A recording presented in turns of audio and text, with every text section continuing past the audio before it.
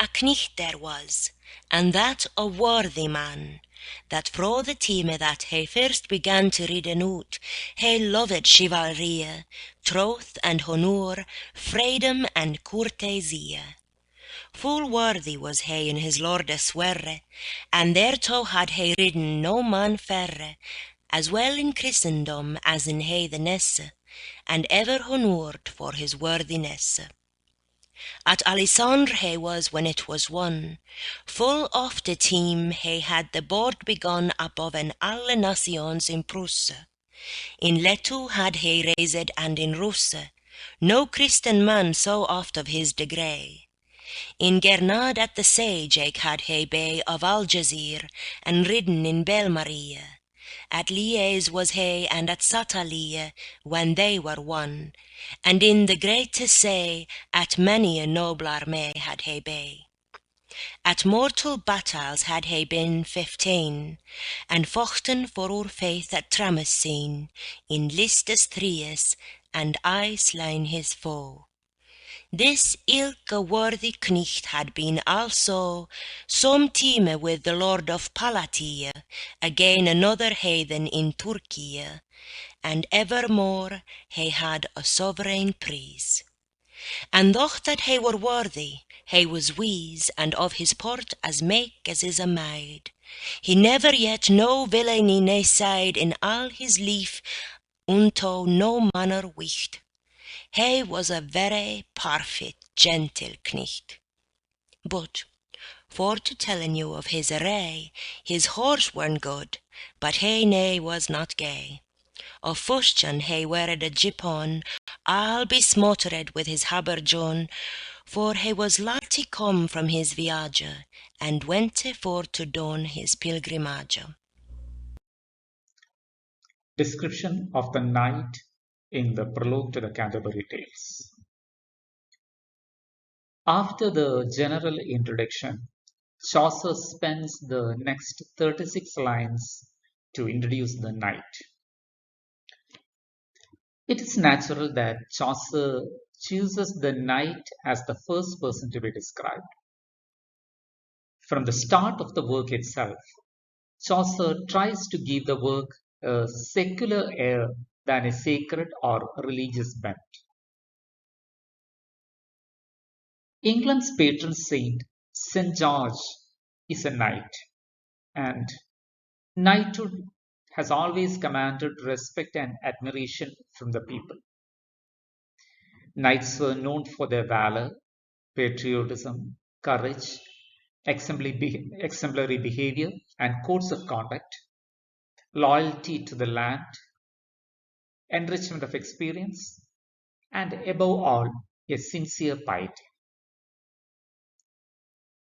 The knight stands on the top of the social ladder among all the pilgrims. And Chaucer doesn't choose a person of religion because it may not be appreciated by his readers who are exposed to the ill practices of the church of the times.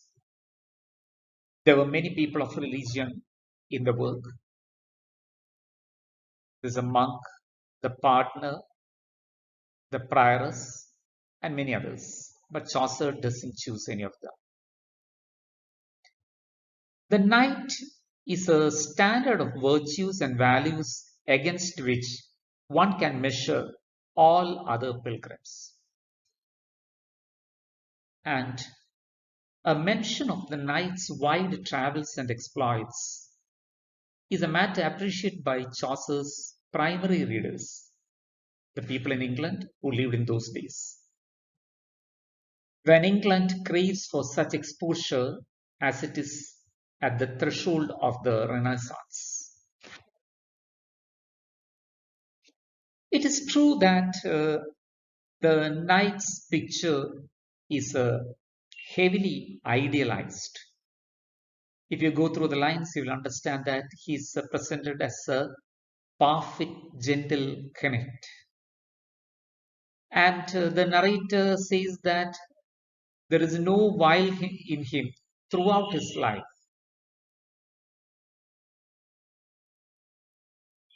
Yes, he's heavily idealized. But Chaucer purposely places him on an elevated pedestal, and he might have been aware of this.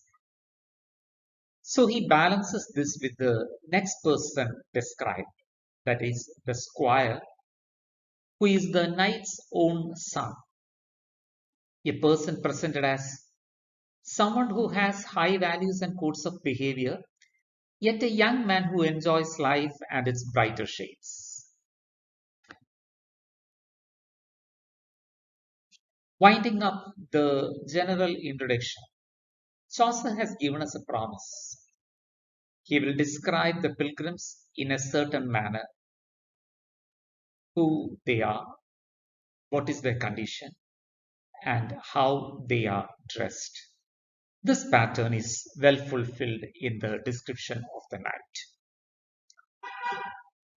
These lines about the night may be divided into four segments. Segment 1. Here, the poet speaks about the night's ideals. Please go through the lines here.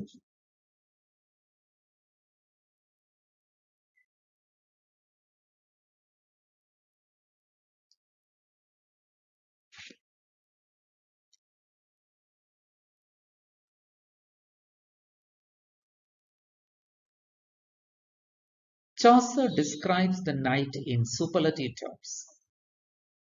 A worthy man who right from the start had all virtues in him: chivalry, truth, honor, freedom, and courtesy. He was a worthy fighter for his liege lord, that is King Edward III. No one else has extensively traveled like him, both in the Christian world and other lands. Everywhere he had gone, he was honored.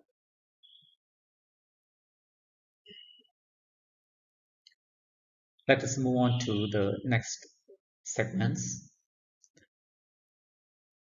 In segments 2 and 3, Chaucer lists out the places where the knight had been through the course of his exploits. Some details of this are given in the blog spot which complements the study. Chaucer, himself a diplomat, is happy to mention places of significance beyond England. Please go through the lines in segment 2.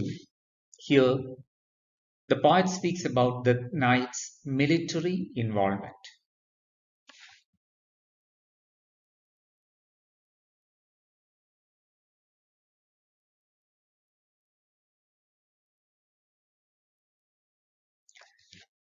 This knight had helped conquer the city of Alexandria in Egypt.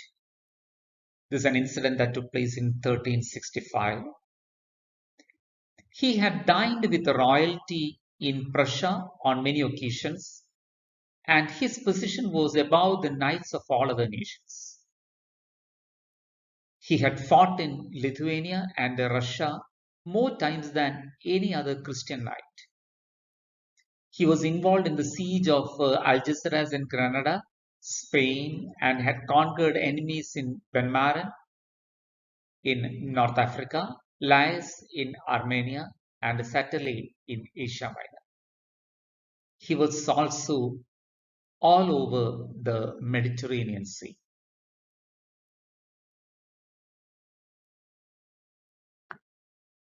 The third segment is also about the knight's military valor, but here it specifically speaks about the knight's fight for the Christian faith.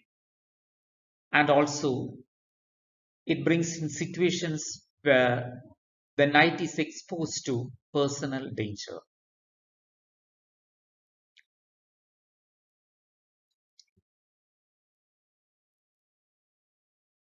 In segment 3, the narrator presents more episodes in the life of the knight, more serious and direct involvement in battles. The warfare described here appeared to be for the Christian faith, a continuation of the spirit of the Crusades. He had been in 15 battles. There were also 3 duels or lists where he fights hand to hand against a single person till the death of one of them. This knight had even fought with the pagan king of Istanbul in Turkey against another non-Christian. Here, Chaucer may want to give us some impressions. The descriptions reach to a personal exploit only at a later point. The knight may have spoken them out only after some prodding. He's a person who doesn't want to blow his own trumpet. The knight was not just an ordinary soldier. His fights on several occasions were for his faith. This would have been an impressive description for a nation that is proud of its faith and its defense. In fact, the pilgrimage to Canterbury is in honor of a person who stood for his faith. Further, this Christian tone connects a bit with the underlying current of the text, that is, a pilgrimage. Segment 4, the knight's character and appearance.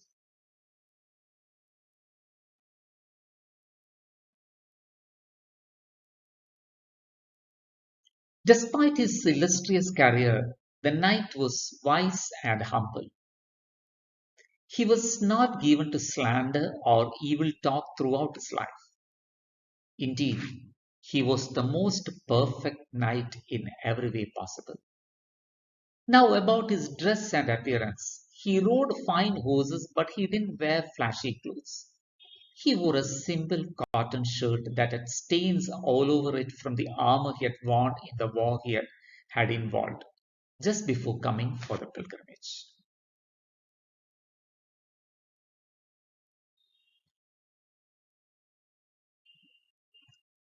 You're invited to visit the blog spot brought to you by the English Department CMS College for some details on the description of the night. Thank you.